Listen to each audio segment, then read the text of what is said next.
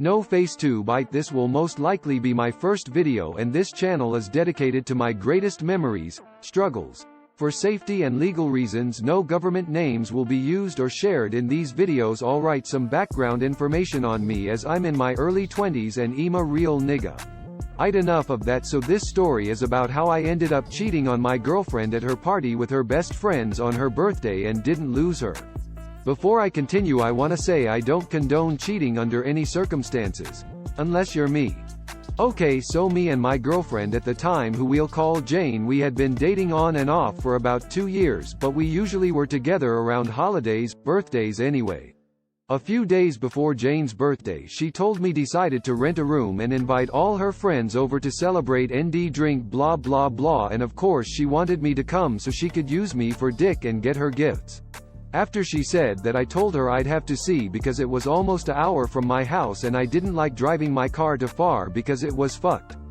Constantly overheating and spewing coolant. Fast forward to the day of, she's there with her friends and these hoes looked good AF. I mean, this was the kind of kickback that I'd willingly pay to attend.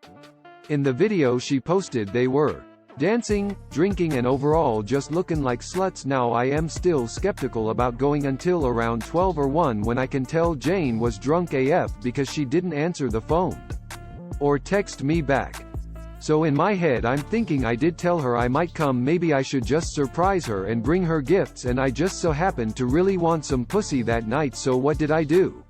Hop my ass in the car and make my hour journey. Now as I'm driving I start thinking shit like, what if she really sleep? What if she don't open the door? What if she with a nigga? You know, the usual. So I finally get there, and as soon as I pull up I knew this was a bad idea and I should have just stayed home, because not only could I not find a parking spot, but you need a code to even get anywhere near the rooms.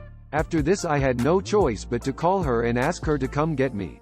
Remember, the last time we even talked was at least an hour and a half ago.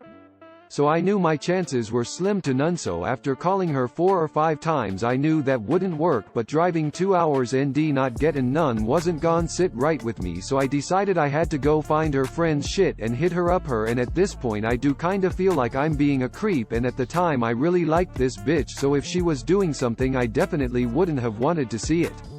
IDK, I'm not one of them niggas who like to catch a bitch red-handed. I'd probably go on a rampage or some why no.